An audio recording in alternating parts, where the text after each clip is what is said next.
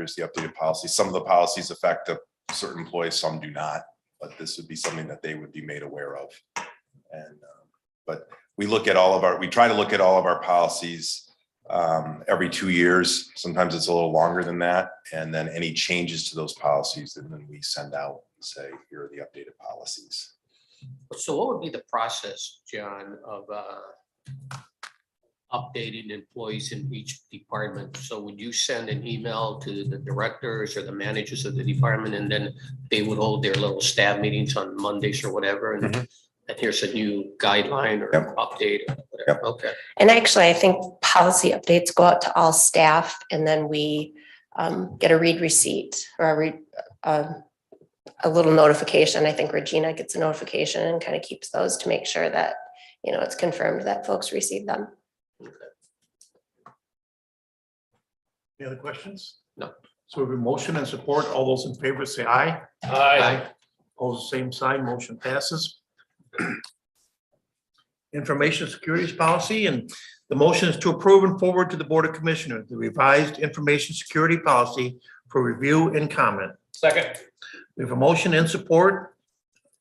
This is sort of an umbrella policy, kind of provides an overall standard for protecting our county information on the policy. And so it just clarifies when we look at overall our security systems, cybersecurity, it affects many different many different policies, such as our email retention policy, internet use, mobile devices, and so forth. And those were really just showing that it was just updating that this security policy is an umbrella for all the other policies. It did clarify, we don't store cardholder credit card data. You know, those are stored by third-party vendors. So we wanted to just clarify that we don't, when someone pays us online via credit card, we don't store that credit card data. Okay. It's the third-party vendor credit card company that stores that, not us. And do we do a background check, but the third party person or the company that we use, do we verify that they have good security? You know, I don't want to say, can it come back to us? Say, well, you hired them and they're not keeping track of. My sense is, and I'll admit I'm speculating here a bit, but I'm sure that the contract we have between us and the third party vendor most likely addresses those type of things. Okay. But I'd have to double check to see exactly what that is. I would think corporate counsel probably went over that contract, make sure that it can't come back on us for someone doing that. He would review all contracts, including that one. Okay, thank you. Right? No, I'm fine. So we have a motion and support. All those in favor say aye. Aye. Motion passes. Thank you. Discussion items, legislative issues. I mean, really not a lot of update from a week ago when we had or just over a week ago, I guess it was, when we had our legislative forum. So there really has not been any movement. I think most of you might have actually been at that forum, I believe. So I just checked the status of the bills, but nothing has changed in the last week from what we discussed a week ago at the legislative forum.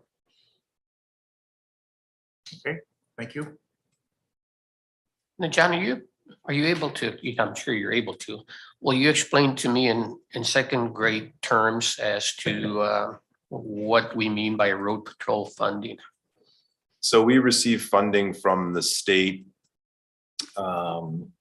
to provide our general road patrols. So I think we have two general road patrol deputies that are funded with this funding. Okay. And the majority of our deputies are assigned to various communities through a contract with that individual local unit. But we have what we call general road patrol funding that can do general road patrol throughout the county and are not tied to a specific jurisdiction.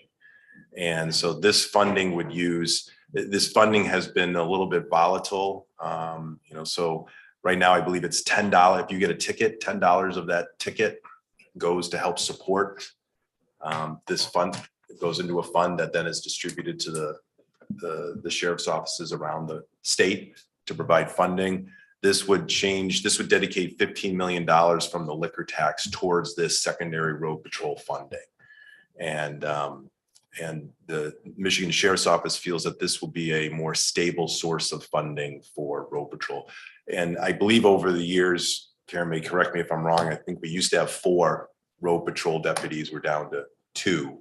And you see in there, it talks about maintenance of effort. When this funding was first put in, you couldn't use it to replace your own funding. It had to be in addition to your funding. So whatever your current road patrol funding was back in 1978, you had to maintain that and not simply cut your own funding or replace it with state funding. They've revised that to say you could either look at your effort or road patrol level funding was back in 78 or in 2021. And so we've maintained that, but we feel it's and the Michigan Sheriff's Office or Michigan Sheriff's Association feels that it's a more stable source of funding for our road patrol. But it's basically our road patrol that can go anywhere in the county. It's not dedicated to a specific township under a contract with a township.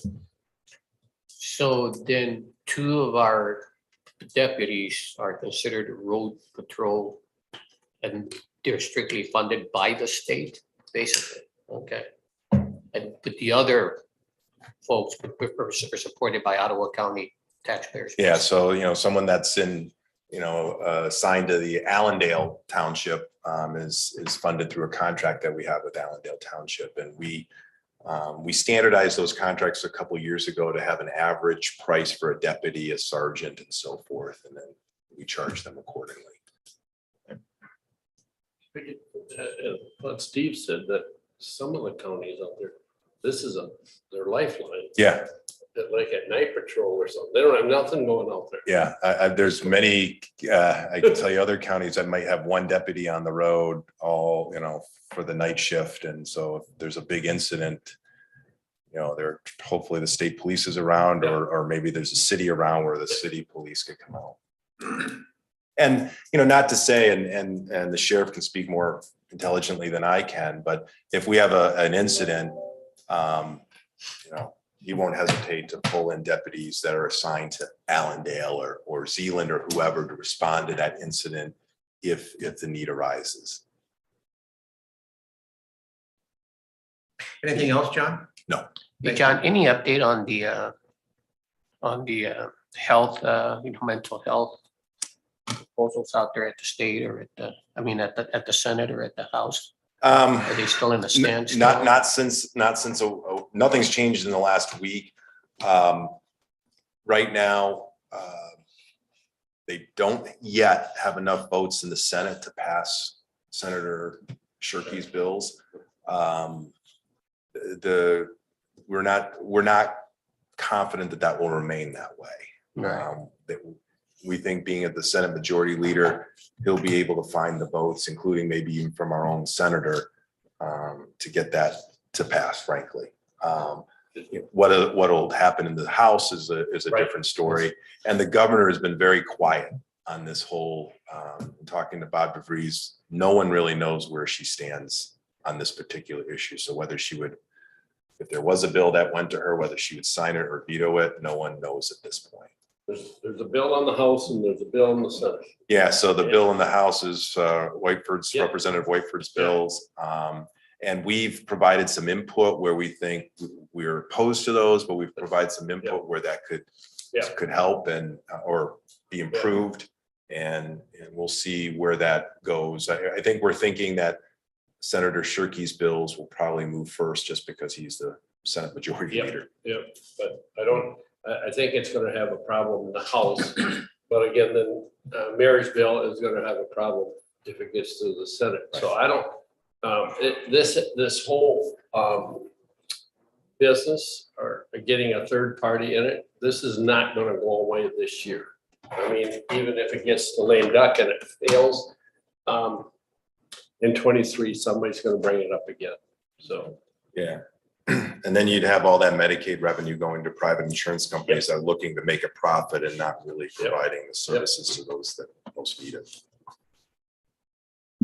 Anything else? Oh, Next is our second opportunity for public comment.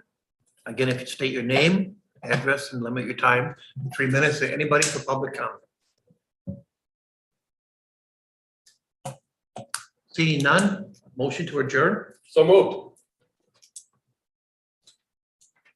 Yes. I'll be here all day. Yeah. We have a motion and support. All those in favor say aye. I deleted it.